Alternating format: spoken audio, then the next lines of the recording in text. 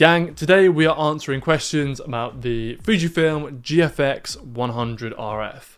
And so I put a question out onto my Instagram asking people what they wanted to know about this camera. First question, how much time did you spend reviewing this camera? A lot. So I've had it for about a week and I've been out with it for 6 full days taking photos. And I've probably done about 100,000 steps. I've shot 2,500 images, and I have tried putting it through its paces. So I'd like to think that I understand the experience of what it's like to use this camera. Gerald Undone will be better at talking about the specs and stuff, but the actual experience and use case, I think I've got it nailed. Is it worth the price tag? I think there are 2 different ways to consider it. You've got the, oh, I'm a consumer, is it worth 5 grand? I think that the likelihood for you as a hobbyist is the X100 is going to do all of the things that you want it to just as well. Whereas if you're a business owner and a photographer and you make money from your images and you can have tax write-offs and you get a reduction in VAT, all of these things start stacking up, which then makes this camera a much more viable choice as a business owner. So I think that it very much depends. If you're a hobbyist, possibly not. If you're a full-time photographer, probably. Is the f4 lens fast enough? So there are 2 different ways that we should consider this.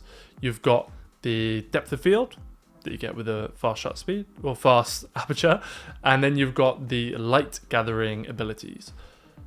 And in terms of light gathering abilities, at f4, realistically, you are slightly limited. I did notice that I was having to pump up my ISO and drop my shutter speed what felt like earlier in the evening as the sun was setting than I would with other cameras. But generally, the low light performance is pretty good. And then, yeah, in terms of like the shallow depth of field, yes, I get the medium format look is that super shallow depth of field and that super buttery, dreamy, however you want to describe it, fall off. I get that. But if you're genuinely considering this camera, you should be a good photographer. And if you're shooting everything at the lowest or widest aperture that you have, don't hate me, but you probably need to develop other skills that help your subject stand out, because there's so many different ways. Shallow depth of field is just one of about 50 different ways to make your subject stand out. And yes, whilst it is super easy to go, oh, I want my subject to look at this thing, and so crank it down, I think that if you're genuinely considering this camera, you shouldn't need to be reliant on that. And f4, which is equivalent to f2.8 or 3.5 or whatever, is plenty. I found that I was taking beautiful images at f4 and I loved it. So don't hate me, but those are my honest opinions. And how does the experience differ to the Leica M11? I think it differs in one predominant way, because the image quality on both of them is fantastic. With a Leica, you have to be, it's a much more tactile, experiential thing. Like when you take a photo, it feels like you're taking a photo, whereas you don't get that response and that feedback with a leaf shutter. And so the Leica is much more experiential as a camera, and if that's what you want, then go with the M11. But if you're much more focused on perhaps just the simplicity and the beauty that comes with that, and perhaps even the mental load that gets freed up because you don't have to think about all these other things that you do with the Leica, then this is a fantastic option. The digital zoom, realistically, isn't going to replace the millions of lens choices that you have with Leica, but it simplifies it. Instead of like, even though I'm so happy with the setup, you're still like, yeah, but what happens if I get a 28mm? What happens if I get a blah, blah, blah? And it's just an endless pit of spending money. Whereas this, yes, it may not be as good, the digital zoom, but it's great for what it is. And I really, really like it, being honest. And then how does the 28mm compare to the usual 35 with the X100s? I like it. I always keep using the little trigger here to put it to the 35mm frame lines, and I loved it. I found that the lens performed fantastically. I thought it was going to be more of an issue. In actual fact, I think I prefer it, which was saying something. The 28 to 35. So yeah, great lens. Do I miss an optical viewfinder? No, because the 28mm lens with the 35mm frame lines was fantastic, like I just said, and I loved it. And the EVF is actually exceptional. It is fantastic. And so I found that was, I didn't miss it at all. I didn't even think about it. I was just like, this is amazing because I can see exactly what the image is going to look like before I take it. So yeah, I was big fan. Do we care about IBIS? No.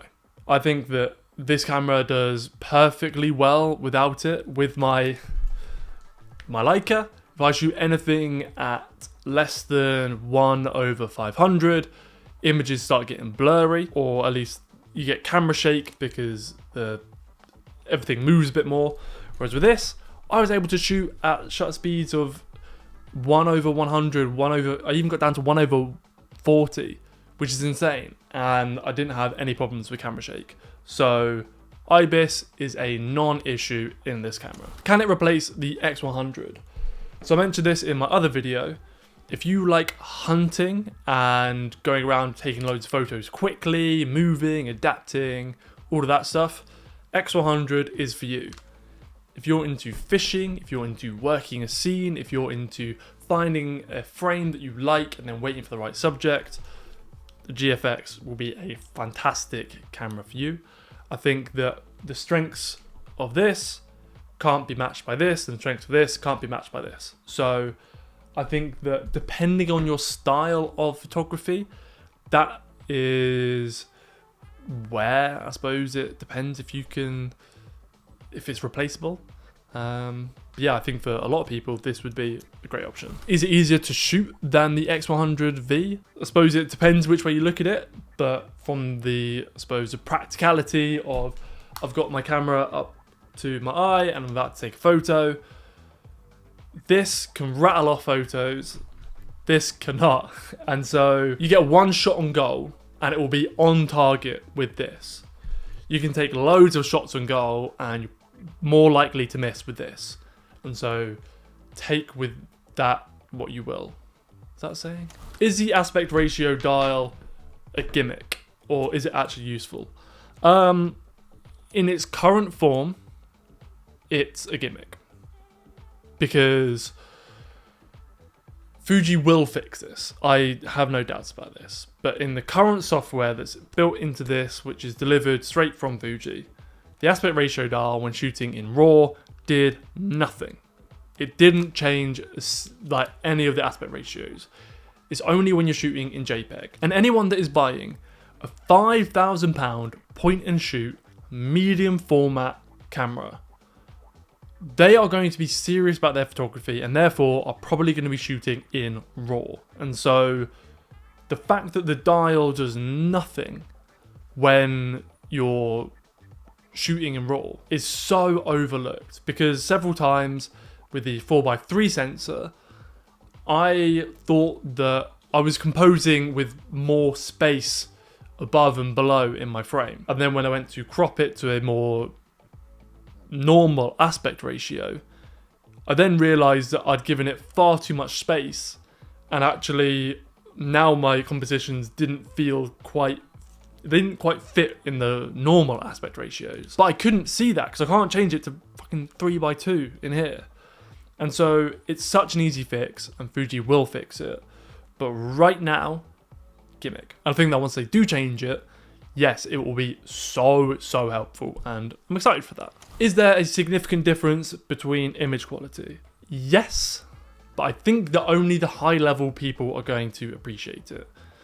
That may sound arrogant, but it's true. I think that if if you don't look at all the precise details and really understand like the nuance in terms of like creating banding in the sky and the very subtle color tweaks, I think that you're probably not going to notice a difference, and it's probably just going to look insane because you've got that crazy high resolution. But the image quality is better. But like I said, it's only going to be a few people that are really able to make the most of that. But it's probably going to be the people that are considering this camera. So I've never used medium format. Do you notice a difference in the files? Yes, the files are huge.